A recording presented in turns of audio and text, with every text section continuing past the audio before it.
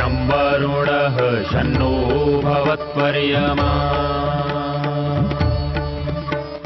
शन्न इन्द्रो बृहस्पतिः शन्नो विष्णुरुक्रमः ॐ शान्ति शान्ति शान्तिः।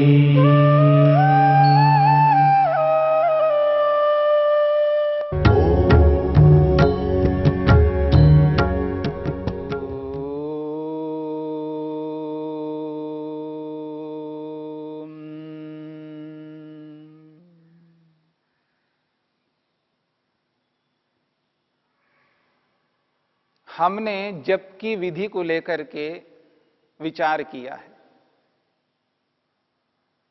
ओम के उच्चारण के साथ जप कैसा करना है और किसी वाक्य को लेकर के जप कैसा करना है और किसी मंत्र को लेकर के जप कैसा करना है, इन तीनों बातों को लेकर के हमने विचार किया है। केवल ओम का उच्चारण या किसी एक वाक्य का उच्चारण या किसी एक मंत्र का उच्चारण, केवल एक शब्द को लेकर के भी जप कर सकते हैं, एक पूरे वाक्य को लेकर के जप कर सकते हैं और पूरे मंत्र को लेकर के जप कर सकते हैं। बोल करके भी जप कर सकते हैं, ऊंचे स्वर से बोल करके जप कर सकते हैं। प्रारंभिक योगाभ्यासी, प्रारंभिक साधक यदि ना बोले और केवल मन से करे तो मन को एकाग्र करने में समर्थ नहीं हो पाता है।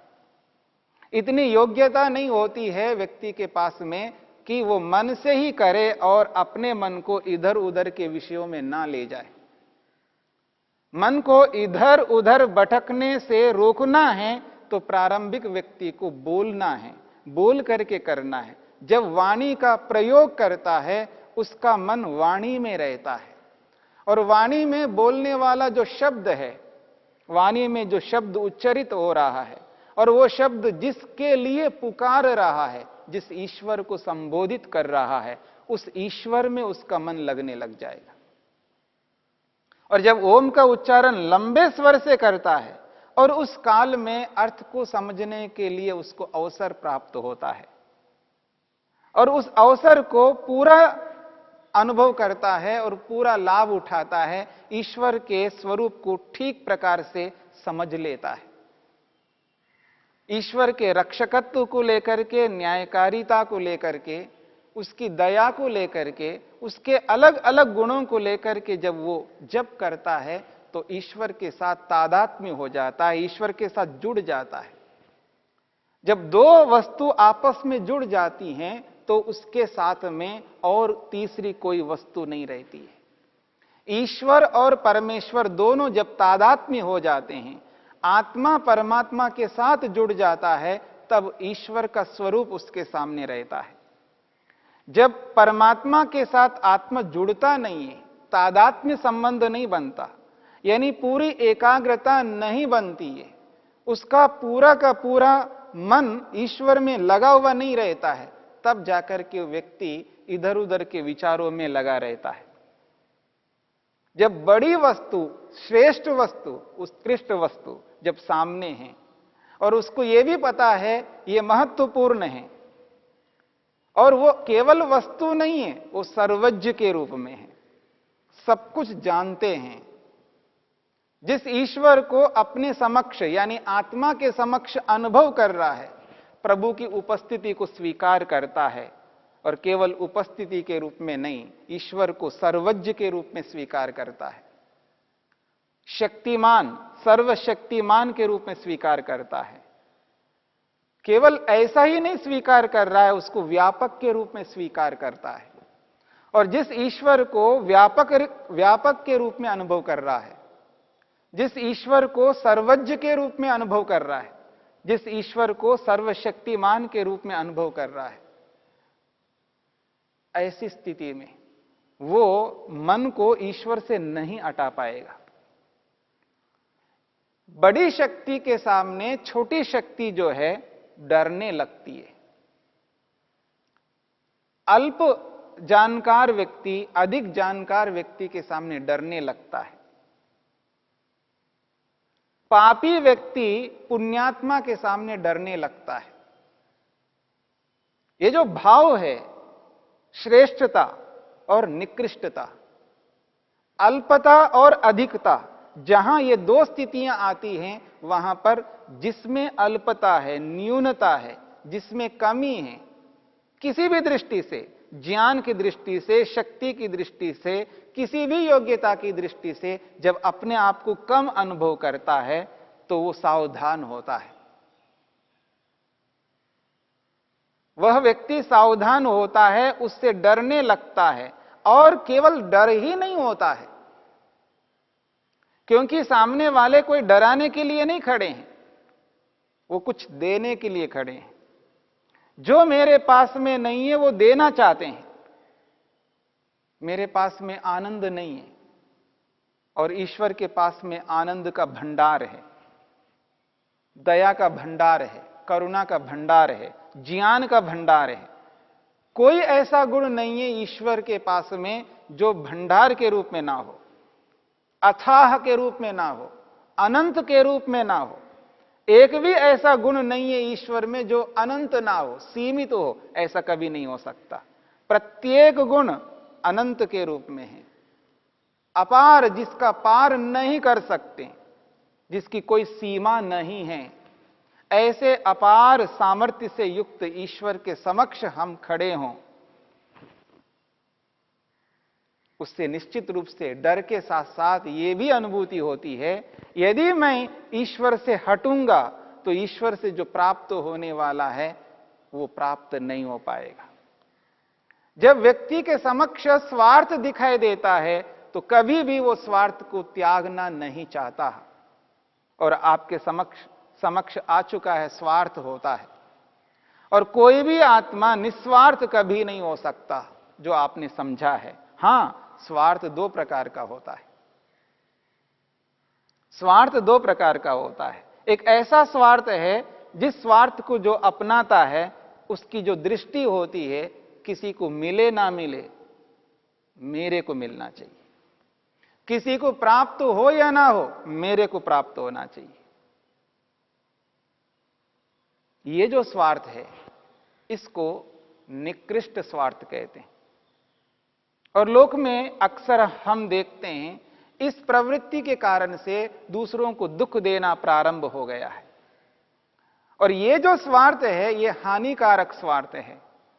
पर जो ईश्वर भक्त होता है, ईश्वरोपासक होता है, जो जप कर रहा है, वो इस स्वार्थ से युक्त कभी नहीं हो सकता।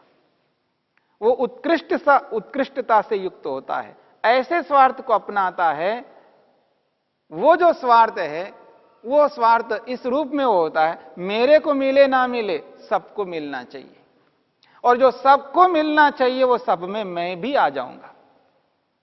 उसकी दृष्टि मैं नहीं रहता है, उसकी दृष्टि रहती है सब। जिसकी दृष्टि में सब रहते हैं उसकी दृष्टि को उत्कृष्ट कहा जाता है, और जिसकी दृष्टि में मैं रहता है उसकी दृष्टि को निकृष्ट कहा जाता है।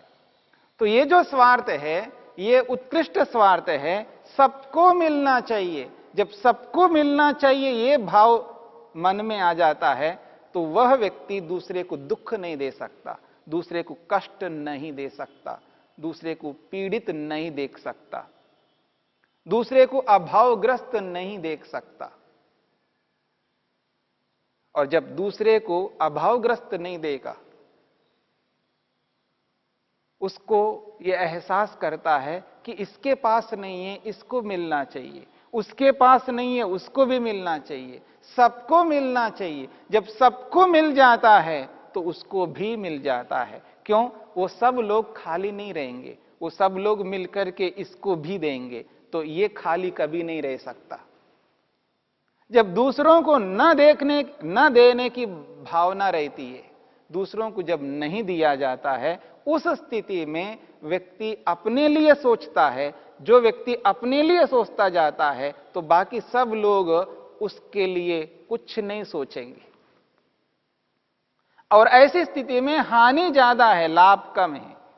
जब सब लोग मिलकर के इसके बारे में नहीं सोचेंगे तो इसको कम मिलेगा। मेरी बात को समझने का प्रयत्न करना। सब लोग मिलकर के इस अकेले व्यक्ति के बारे में जब नहीं सोचेंगे तो इसकी हानि ज्यादा होगी, लाभ बहुत कम होगा। क्यों? क्योंकि यह व्यक्ति किसी के लिए नहीं सोच रहा है। जब किसी के लिए नहीं सोच रहा होता है तो दूसरे लोग भी नहीं सोचेंगे। जब मैं किसी को कुछ दे नहीं रहा हूं तो दूसरा मेरे को नहीं देगा। और मैं केवल एक को नहीं दे रहा हूं, ऐसा नहीं है, मैं सबको देना नहीं चाहता हूं, सबको नहीं दे रहा हूं। जब मेरे परिवेश में, मेरे अगल बगल में जितने भी लोग रहते हैं, जब वो इस बात को समझते हैं यह व्यक्ति स्वार्थी है, ये किसी का परवाह नहीं करता है, तो इसका परवाह हम क्यों करें। इसलिए ये जो घटिया स्वार्थ है, निकृष्ट स्वार्थ है, इस निकृष्ट स्वार्थ से युक्त कभी योगाभ्यासी नहीं हो सकता। यदि वो योगाभ्यासी है तो इस निकृष्ट स्वार्थ से युक्त नहीं होता। इसलिए वो उत्कृष्ट स्वार्थ से युक्त होता है। जब ईश्वर समक्ष हो, आत्म समक्ष हो, उसको ये एहसास हो रहा है ईश्वर के पास में अपार आनंद है और साथ में न्यायकारी भी है, सर्वज्ञ भी है, सर्वशक्तिमान भी है, उसके समक्ष में रह करके उससे हट नहीं सकता। दो प्रकार की हानियां हैं। एक, उसके आनंद से वंचित रहूंगा और ऊपर से दंड देगा। यदि ईश्वर से अपने मन को हटा दूंगा, ईश्वर से पृथक हो जाऊंगा, ज्ञानपूर्वक ईश्वर से हट जाऊंगा, मन को इधर उधर ले जाऊंगा, तो ईश्वर के आनंद से वंचित हो जाऊंगा। एक ओर से आनंद नहीं मिलेगा और दूसरी ओर से दंड देगा, क्योंकि न्यायकारी है। जिस कर्म को करने के लिए मैंने संकल्प किया, बात को समझने का प्रयत्न करना, जिस कर्म को करने के लिए मैंने संकल्प किया, जिस उद्देश्य के लिए कर्म आरंभ किया, उस कर्म को बीच में त्याग नहीं कर सकता। और मैं अपने मन को वहां से हटा करके, उस कर्म से हटा करके इधर उधर ले जा करके दूसरे कर्मों को करने लग रहा हूं। यानी अपनी प्रतिज्ञा का भंग जब मैं करूंगा, अपने संकल्प को जब मैं हटाऊंगा, अपने संकल्प को पूरा नहीं करूंगा, तो जो वचन लेकर के उसका भंग किया जा रहा है उसका दंड अवश्य मिलेगा। इसलिए दो हानियां हैं। एक, आनंद नहीं मिलेगा और ऊपर से दंड मिलेगा, और ऐसा कर्म मैं कभी नहीं करना चाहूंगा, क्योंकि वो न्यायकारी है। जब व्यक्ति ईश्वर को इस रूप में एहसास करता हुआ जब करेगा तो अपने मन को इधर उधर नहीं ले जाएगा और केवल शब्दोच्चारण करता जाएगा, केवल मंत्र पाठ करता रहेगा, केवल वाक्य को बोलता जाएगा, केवल ओम ओम करता जाएगा। वो निश्चित रूप से अपने मन को इधर उधर ले जाएगा। और जिन शब्दों को, जिन वाक्यों को, जिन मंत्रों को लेकर के हम जप करेंगे, उन मंत्रों में, उन वाक्यों में, उन शब्दों में ईश्वर के अलग अलग स्वरूपों को बताए गए हैं। उन अलग अलग स्वरूपों को जान करके हम ईश्वर के निकट पहुंचेंगे, ईश्वर से दूर कभी नहीं होंगे। अनेक शब्द हैं जो ईश्वर के अलग अलग स्वरूपों को बताने वाले हैं। जब व्यक्ति को यह एहसास होता है ईश्वर ऐसा भी है और ऐसा भी है और ऐसा भी है, जब ईश्वर के एक एक स्वरूप को जानता जाता है तो ईश्वर के प्रति जो उसकी श्रद्धा है वो और बढ़ती जाती है। ईश्वर के प्रति जो उसका आकर्षण है वो कम कभी नहीं होगा, और अधिक आकर्षण बढ़ता जाएगा। ईश्वर के प्रति जो प्रेम है वो कम नहीं होगा और बढ़ेगा। हम प्रेम उनसे करते हैं जिनसे हमें लाभ होता है, जिनसे हमको लाभ मिलता है तभी हम प्रेम करते हैं, तभी उससे श्रद्धा से युक्त रहेंगे, श्रद्धान्वित होकर के उससे जुड़ा तब तक रहेंगे जब तक उससे लाभ मिलता है। और जिससे सर्वाधिक लाभ मिलते हों, जिसके साथ जुड़ने से सर्वाधिक लाभ मिलते हों, उसको कभी त्याग करना नहीं चाहेंगे। और जब तक यह बोध नहीं होता है, तब तक व्यक्ति दूर होना चाहता है, दूर होता जाता है। जो संतानें जो होती हैं, जो अपने माता पिता को हटाते हैं, अपने से दूर करते हैं, जो लोग माता पिता से अलग रहना चाहते हैं, उनको अलग करना चाहते हैं, वो ये इस बात को नहीं समझते हैं कि उन्होंने हमारे लिए क्या किया। उनके उपकारों को जब व्यक्ति भूल जाता है तभी उनको अपने से हटा देता है, और उनके उपकारों को जब समझने लगता है तो उनको हटाने के स्थान पर उनको और निकट लाने लगता है, पलकों में बिठाने लगते हैं।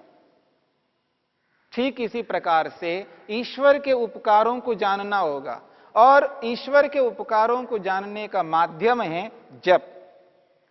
ईश्वर के अलग अलग शब्दों के माध्यम से, ईश्वर को पुकारने के अलग अलग शब्दों के माध्यम से जब हम ईश्वर का जप करेंगे, उस शब्द से ईश्वर के जिस स्वरूप को बताया जा रहा है उस स्वरूप से लगातार हम जुड़े रहेंगे, वह स्वरूप सदा हमारे समक्ष दिखाई देने लगेगा।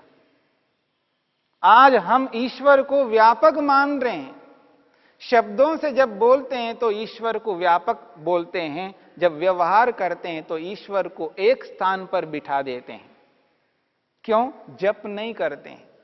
यदि करते भी हैं तो केवल शब्द का उच्चारण करते जाते हैं, उसके अर्थ को नहीं समझते हैं। ऐसा जप लाभकारी नहीं है। वह लाभ नहीं दे सकता जिस लाभ को हम चाहते हैं। जिस लाभ को हम चाहते हैं वह लाभ नहीं दे सकता। हां, जो कुछ भी नहीं करता उसकी अपेक्षा से ये केवल शब्द का उच्चारण कर रहा है तो उच्चारण काल में वो पाप तो नहीं कर रहा है, उस पाप से बचा तो रहेगा, लेकिन एक विशेष जो लाभ मिलना चाहिए वो लाभ नहीं मिलेगा, यानी कम लाभ मिलेगा। जब तक वो जप कर रहा होता है, केवल शब्द का ही उच्चारण कर रहा होता है, उस काल में कम से कम जो दूसरे उल्टे कर्म करने होते हैं, उल्टे पाप किए जा रहे होते हैं, उनसे तो बचा रहेगा, लेकिन श्रेष्ठ कर्म न बनने के कारण से श्रेष्ठ फल से वंचित रह पाएगा। जब हमें कर्म ही करना है तो उस कर्म को श्रेष्ठता से करना है ताकि श्रेष्ठ फल हमको प्राप्त हो सके। इसलिए जप को जप की विधि से करना है। केवल उच्चारण ना करते हुए शब्द का उच्चारण हो, उसके साथ में उस शब्द का जो अर्थ है, मीनिंग है, उसको समझते हुए, व्यापक रूप से उसको जानते हुए, और वह शब्द जिस ईश्वर के लिए है और जिस ईश्वर को जानने के लिए, साक्षात्कार के लिए हम उच्चारण कर रहे हैं, उस ईश्वर की उपस्थिति को भी एहसास करना है। उसकी अनुभूति करते हुए जब करेंगे तो निश्चित बात है आज नहीं तो कल कभी ना कभी हम उस स्थिति तक पहुंचेंगे जिस स्थिति में पहुंच करके ईश्वर का दर्शन कर पाएंगे। ततः प्रत्यक चेतनाधिगमः, उस जप के माध्यम से अंतरात्मा का दर्शन होता है, ऐसा महर्षि पतंजलि कहते हैं, महर्षि वेदव्यास कहते हैं। ऋषियों के इन वचनों को जानकर समझकर हमें चलना है ताकि अपने लक्ष्य को हम पूरा कर सकें।